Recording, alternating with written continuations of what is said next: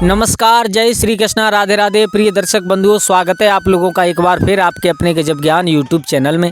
दोस्तों, आज हम हाजिर हुए हैं आप लोगों के सामने एक बड़ी ही अलौकिक ज्ञानवर्धक चर्चा लेकर के। इसमें आपको सुनने के लिए मिलेगा कि किस तरीक़ा से माँ लक्ष्मी ने भगवान नारायण से दो प्रश्न किए हैं। प्रभु, मेरे दिल में दो प्रश्न हैं, मेरे दिमाग में दो प्रश्न चल रहे हैं, आप उनके उत्तर दे करके हमें संतुष्ट कर दीजिएगा। भगवान नारायण कहते हैं, कहो लक्ष्मी, क्या तुम्हारे दिमाग में प्रश्न चल रहे हैं? बड़े आप निसंकोच है करके हमें पूछिएगा, हम आपको संतुष्ट जरूर करेंगे, आपके दोनों प्रश्नों के उत्तर जरूर देंगे। तो माँ लक्ष्मी कहती हैं, प्रभु मेरा पहला प्रश्न तो ये है कि पाप का बाप कौन होता है? इंसान पाप करता है तो पाप का जन्म कहाँ से होता है? इस पाप का बाप कौन बताया गया है? और प्रभु दूसरा प्रश्न मेरा ये है कि वो कौन सा पाप होता है अगर इंसान कर भी दे तो उसकी सज़ा नहीं मिलती, और उस पाप के बदले में और उसको सज़ा नहीं दी जाती, वो पाप माफ़ कर दिया जाता है। भगवान नारायण कहते हैं, लक्ष्मी तुमने बड़े ही अलौकिक प्रश्न पूछे हैं, मैं आपके दोनों प्रश्नों के उत्तर दूंगा। बस आपसे निवेदन ये है कि कृपया एक कहानी के माध्यम से मैं आपको बताऊंगा, इस कहानी को आपको पूरा जरूर सुनना है। और आपने इतने सुंदर प्रश्न किए हैं कि कलयुग में जो कोई इन प्रश्नों के उत्तर सुनेगा, पहले तो वो पाप करेगा नहीं, अगर कर भी देगा तो उसको सज़ा नहीं मिलेगी। कौन से प्रश्न हैं, आइएगा, बस ध्यान लगाकर सुनिएगा। माँ लक्ष्मी कहती हैं, जब तक मेरे प्रश्नों के उत्तर नहीं मिल जाएंगे, जब तक आपकी कहानी पूरी नहीं हो जाएगी, मैं संतुष्ट नहीं हो जाऊँगी, तब तक आपकी बाणी की तरफ मैं गौर करती रहूँगी। आप जो कहोगे उसे बड़े मन लगा करके सुनूंगी। दोस्तों, भगवान नारायण माँ लक्ष्मी को एक कहानी सुनाने लगे हैं। लक्ष्मी सुनिएगा। प्राचीन काल की बात है, किसी नगर में एक गरीब ब्राह्मण रहते थे। उन गरीब ब्राह्मण के घर में पत्नी थी और एक बेटा था छोटा सा। गरीब ब्राह्मण इधर उधर से भिक्षा मांग करके लाते हैं और उससे ही उनके परिवार का गुजारा चल रहा था। जब धीरे धीरे वो जो घर में बालक था, यानी जो ब्राह्मण पुत्र था, वो ब्राह्मण पुत्र बड़ा हुआ है, तो उन ब्राह्मण देवता ने अपने बेटा को शिक्षा ग्रहण करने के लिए, यानी पढ़ाने के लिए, अपने बेटा को काशी में भेज दिया है कि वहाँ से शिक्षा ग्रहण करके हमारा बेटा आएगा। दोस्तों, ये बात सच है बिल्कुल कि काशी आज से नहीं बल्कि द्वापर, सतयुग, त्रेता युग से विद्वानों की मंडी बताई गई है। वहाँ पर ज्योतिष शास्त्र का इतना बड़ा काम है कि वहीं से हमारी ज्योतिष निकल करके आती है। वहाँ पर विद्वानों की खान है, ऐसे मानो वहाँ से विद्वान लोग ही पैदा होते हैं। काशी को इतना बड़ा माना गया है। एक पुराण में तो ये भी लिखा हुआ है, एक पुराण में, कि काशी में जिस इंसान की मृत्यु हो जाती है उस इंसान को कभी भी अधोगति नहीं मिलती, बल्कि वो सदगति के लिए ही जाता है।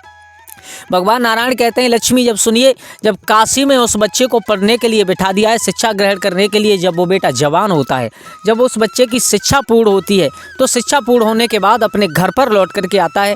घर पर लौट करके आया तो ब्राह्मण देवता ने अपने बेटा की शादी की है। तो आप जानते हो कि शादी की रात को और पत्नी आपस में पता नहीं कैसी कैसी बातें करते हैं, अपनी ज़िंदगी, पिछली पुरानी ज़िंदगी सब कुछ लड़का उसे स्त्री को बता देता है जिसके साथ में विवाह होता है। तो यानी उस ब्राह्मण पुत्र ने भी अपनी पत्नी को सारा हाल बताया। बोले, हम काशी से पढ़ करके आए हैं और हम समझते हैं कि हम बहुत बड़े विद्वान हैं, हम सब कुछ जानते हैं। तो वो स्त्री इतनी चतुर थी कि उस स्त्री ने और कहा है, पिया, अगर आप इतने चतुर हो, आप इतने होशियार हो और आप इतने विद्वान हो, तो आप हमें केवल एक सवाल का जवाब दे दीजिएगा। जो लक्ष्मी आपने हमसे पूछा है वही सवाल उस स्त्री ने अपने पति से, यानी ब्राह्मण पुत्र से पूछ लिया। पिया, ये बताइए कि पाप का बाप कौन होता है? पाप का जन्म कहाँ से होता है? अब वो ब्राह्मण का पुत्र था, वो अपने सर को खुजलाने लगा, विचार करने लगा, हमने इतने इतने शास्त्र पढ़ लिए, इतने इतने वेद पढ़ लिए, पुराण पढ़ लिए, लेकिन हमने आज तक कहीं पर ये लिखा नहीं देखा कि पाप का बाप कौन होता है। अपनी पत्नी से कहा कि आप चिंता ना करो, आपने जो हमें सवाल पूछा है इसका जवाब हम आपको आकर के जरूर देंगे, लेकिन इसके लिए हमें काशी को दोबारा अपने गुरु के पास जाना होगा। भगवान नारायण समझाने लगे, लक्ष्मी, अब वो ब्राह्मण पुत्र अपने घर से निकल करके काशी नगर की तरफ दोबारा से चला है कि अपने गुरु से पूछ करके मैं आऊँगा। भगवान नारायण कहानी सुनाते हैं। दोस्तों, उससे पहले आपसे निवेदन है कि अगर आप हमारे गजब ज्ञान यूट्यूब चैनल पर नए दर्शक, मेहमान, बंधु बनकर के आए हैं तो प्लीज़ हमारे चैनल को सब्सक्राइब करें, और इस वीडियो को अगर आपको अच्छी लग रही है तो लाइक करें। कमेंट बॉक्स में जय माँ लक्ष्मी ज़रूर लिख दें, जिससे माँ लक्ष्मी से मैं प्रार्थना करूँगा, हे माँ लक्ष्मी, जो भाई इस चैनल को सब्सक्राइब और कमेंट बॉक्स में जय माँ लक्ष्मी लिखे, उसके घर में, उसके परिवार के ऊपर कृपा दृष्टि बनाए रखना, वो हमेशा सुख समृद्धि ही बना रहे। दोस्तों, अब वो ब्राह्मण पुत्र काशी के लिए चलता जा रहा है तो रास्ते में उसे एक वेश्या का घर मिला है। वो उस घर में एक वेश्या रहा करती थी। तो ब्राह्मण पुत्र को उस वेश्या ने देख लिया तो अपने पास में बुलाया। बोलिए, ब्राह्मण देव इधर आइएगा। बोले, कहो। बोले, आप कुछ दिन पहले ही और काशी से अपने घर की तरफ गए थे। बोले, हाँ। और अब लौट करके काशी में क्यों जा रहे हो? क्या आपकी शिक्षा पूर्ण नहीं हुई? क्या आप अभी अधूरा ज्ञान है? तो वो ब्राह्मण कहने लगे हैं, क्या बताएं वैश्या हम आपको, हमने इतने वेद पढ़ लिए, इतने शास्त्र पढ़ लिए, लेकिन हमसे अपनी पत्नी के एक सवाल का उत्तर नहीं दिया गया। बोले क्या? बोले हमारी पत्नी ने एक सवाल किया है हमसे। वो वेश्या कहने लगी आप हमें बताइएगा, हो सकता है हम आपको बता दें, इसका उत्तर दे दें। तो ब्राह्मण देवता विचार करने लगे, बोले हाँ हमारी पत्नी भी स्त्री है, आप भी स्त्री हो, तो स्त्री की बात शायद स्त्री जाने। अच्छा सुनिए, हमारी पत्नी ने हमसे ये पूछा है कि पाप का बाप कौन होता है, पाप का जन्म कहाँ से होता है। वो वेश्या समझ गई, बोली ये ब्राह्मण देवता ने वेद शास्त्र पुराण और ये सब तो पढ़ लिए, लेकिन इन्हें अभी संसार का अनुभव नहीं है बिल्कुल भी। वेश्या ने कहा मैं जानती हूँ इसका उत्तर। बोले तो फिर बता दीजिएगा, हमें काशी में जाने की ज़रूरत नहीं पड़ेगी, हम यहीं से वापस चले जाएंगे। भगवान नारायण कहते हैं लक्ष्मी, वो वेश्या कहने लगी है ब्राह्मण देवता हम सवाल का उत्तर तो दे देंगे, लेकिन मैं एक और अशुद्ध स्त्री हूँ, मैं वेश्या हूँ, क्योंकि मैंने अपने जीवन में बहुत गलत काम किए हैं, इतने गलत काम किए हैं कि मैं आपको बता नहीं सकती, तो मैं इस समय आपको उत्तर नहीं दे सकती। हाँ सुबह स्नान ध्यान करने के बाद में मैं आपको इस प्रश्न का उत्तर जरूर दे दूंगी। ब्राह्मण देवता कहने लगे चलो कोई बात नहीं, एक रात्रि रुकने की बात है, तो हम यहाँ पर कहीं आसपास में अगर कोई धर्मशाला हो, कोई संत का आश्रम हो, या कहीं पर ब्राह्मण लोग रहते हो तो हमें आप बता दीजिएगा, तो हम वहाँ पर जाकर के एक रात्रि व्यतीत कर लेंगे। वो वेश्या कहने लगी है ब्राह्मण देवता हम आपको उत्तर तो दे देंगे, लेकिन आपसे एक शर्त है कि आप हमारे घर पर आपको ही रुकना है। क्या? बोले हाँ आपको हमारे घर पर ही रुकना है। बोले नहीं हम आपके घर पर नहीं रुक सकते। वो वेश्या कहने लगी मैं इसके बदले में आपको 50 सोने की मोहर दूंगी। क्या? बोले हाँ 50 सोने की मोहर दूंगी, बस एक रात्रि की तो बात है, आप हमारे घर में रुक लीजिएगा। ब्राह्मण देवता ने विचार किया 50 सोने की मोहर बहुत होती हैं, और किसी को क्या पता चलेगा, एक रात्रि की बात है, वैसे भी अंधेरा होने वाला है, और सुबह होगा तो सुबह होते ही इससे हम कहेंगे थोड़ा जल्दी स्नान ध्यान कर करके हमारे प्रश्न का उत्तर दे दीजिए, तो हम सुबह जल्दी निकल जाएंगे, किसी को मालूम भी नहीं पड़ेगा, और 50 मोहर भी हाथ में आ जाएंगी, स्वर्ण मुद्राएं हाथ में आ जाएंगी, तो हम धनवान भी थोड़े हो जाएंगे, प्रश्न का उत्तर भी मिल जाएगा। चलो एक रात्रि रुक जाते हैं। मेरे भैया ब्राह्मण देवता उस वेश्या के घर में रुकने लगे हैं। अब जब वेश्या के घर में रुकने लगे हैं, थोड़ा समय और व्यतीत हुआ, तो ब्राह्मण देवता कहने लगे हैं वेश्या से अच्छा आपके यहाँ पर अगर कोई राशन पानी की दुकान हो तो आप हमें बता दीजिएगा, हम वहाँ से चावल आटा दाल जो कुछ भी होगा लेकर के आएंगे और बना करके खा लेंगे। हम तुम्हारे घर भोजन नहीं करेंगे, क्योंकि तुम एक अपवित्र स्त्री हो, तुम वेश्या हो, तुमने अपने जीवन में बहुत गलत काम किया है। वो वेश्या कहने लगी महाराज हाँ मैं इस बात को मानती हूँ कि मैं बहुत बड़ी वेश्या हूँ, लेकिन इसका मतलब ये नहीं है कि आप मेरे हाथ का भोजन ना करो। अगर आज आपने मेरे हाथ का भोजन कर लिया तो मेरा जीवन धन्य हो जाएगा, क्योंकि मैंने जीवन में जितने पाप किए हैं वो पाप धुल जाएंगे, मेरे हाथ से एक ब्राह्मण देवता भोजन कर लेंगे। ब्राह्मण देवता कहने लगे नहीं, जब तुमने एक बात कही थी तो हमने तुम्हारी वो एक बात मान ली, लेकिन अब इस बात को नहीं मानेंगे। भगवान नारायण कहते हैं लक्ष्मी ध्यान लगा करके सुनिएगा, उसके बदले में हम आपको 100 सोने के सिक्के और देंगे, 100 स्वर्ण मुद्राएं और देंगे। अब आप हमारे हाथ का एक हमारे घर का ही भोजन कर लीजिएगा। ब्राह्मण देवता विचार करने लगे, बोले 50 तो वो हो गई जो हम इसके घर पर रुक रहे हैं, और 100 स्वर्ण मुद्राएं ये हो गई जो इसके घर का भोजन कर लेंगे। दूसरी बात हमको भोजन बनाना नहीं पड़ेगा, और तीसरी बात हमारे पास में कुछ धन है, अगर हम किसी दुकान से कुछ राशन खरीद करके लाएंगे तो उसमें भी धन खर्च होगा, वो धन बचेगा। चलो कोई बात नहीं, एक दिन की भोजन की बात है, बस एक बार ही तो करना है, तो किसी को क्या मालूम पड़ रहा है, चलो हम भोजन कर लेते हैं। उसने कहा ठीक है आप भोजन बनाइएगा, हम भोजन जरूर करेंगे। मेरे भैया ब्राह्मण देवता तो विचार कर रहे हैं कि मुझे 150 स्वर्ण मुद्राएं मिलेगी।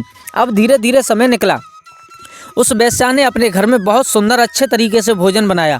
भोजन बनाने के बाद में ब्राह्मण देवता को ज़मीन पर बिठा लिया, और ज़मीन पर बिठाने के बाद में जो केले के पत्ते थे उनको ला करके बिछाया, उस पर भोजन रखा, और जैसे ही ब्राह्मण देवता भोजन करने के लिए तैयार हुए उसी समय वो कहने लगी है वेश्या, बोले महाराज हम आपको 500 स्वर्ण मुद्राएं और देंगे। क्या? बोले हाँ। बोले क्यों दोगे, इसका क्या कारण है? बोले आपको हमारे हाथ से एक कौर खाना है। क्या? बोले भोजन एक बार आप हमारे हाथ से खा लीजिएगा, हम आपको 500 स्वर्ण मुद्राएं और देंगे।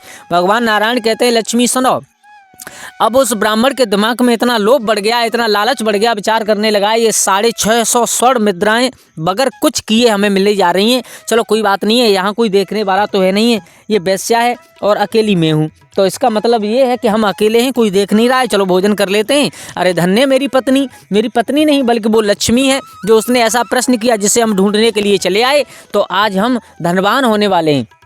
मेरे भैया उसने कहा चलो ठीक है, हम आपसे 650 स्वर्ण मुद्राएं ले लेंगे, आप हमें भोजन का एक कौर खिला दीजिए, कोई दिक्कत वाली बात नहीं है। मेरे भैया भगवान नारायण समझाते हैं, लक्ष्मी सुनो। अब तो धीरे धीरे उस वेश्या ने अपने हाथ से एक कौर तोड़ा और जैसे ही ब्राह्मण के मुख में दिया, एक कौर ब्राह्मण के मुख में दिया, एक गाल पर तेज से चांटा मारा है, गाल पर थप्पड़ दिया है। ब्राह्मण देव उठ करके खड़े हो गए, बोले क्या कर रही हो तुम?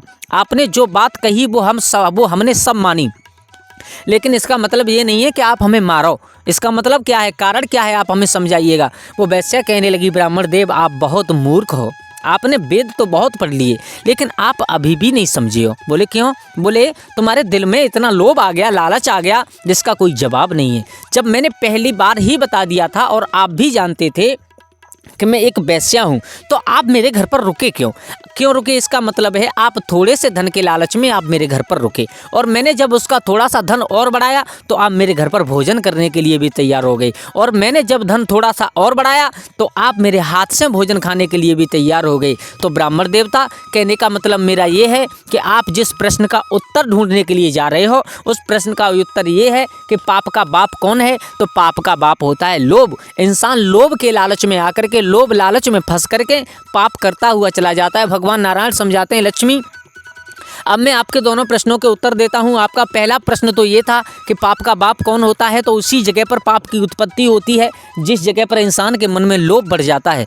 इंसान के लोभ कभी खत्म नहीं होता, और लेकिन पाप की जड़ भी वहीं से जम जाती है जहां पर इंसान के मन में लोभ हो जाता है। और आपका दूसरा प्रश्न ये था कि वो कौन सा पाप होता है जिसे करने से और इंसान को उसकी सज़ा नहीं मिलती है। तो लक्ष्मी इसका मतलब ये होता है कि अनजाने में अगर भूल से कोई पाप हो जाए तो उसकी सज़ा भगवान नहीं देते हैं। लेकिन देते कब नहीं है? अब आप विचार करोगे कि देते कब नहीं है। वो देते जब नहीं है कि अगर इंसान धोखे से, भूल से, गलती से कोई पाप कर दे और उसकी उसे मालूम नहीं है, लेकिन फिर जब उसे मालूम पड़े, बोले मेरे हाथों से पाप हो गया। तो गोस्वामी तुलसीदास भी लिखते हैं रामचरितमानस में कि कोट विप्र बद लागे जाई तो आबे शरण तजू ना ताई, यानी करोड़ों ब्राह्मणों की हत्या करने के बाद, यानी इतना बड़ा पाप करने के बाद, अगर इंसान सच्चे मन से मेरी शरण में आ जाता है, इंसान सच्चे मन से मेरी शरण में आ जाता है, उसे मैं कभी त्यागता नहीं हूँ, उसे अपनी शरण में ले लेता हूँ। तो अनजाने में क्या हुआ पाप? अनजाने में पाप होने के बाद अगर सच्चे मन से इंसान भगवान की शरण में चला जाता है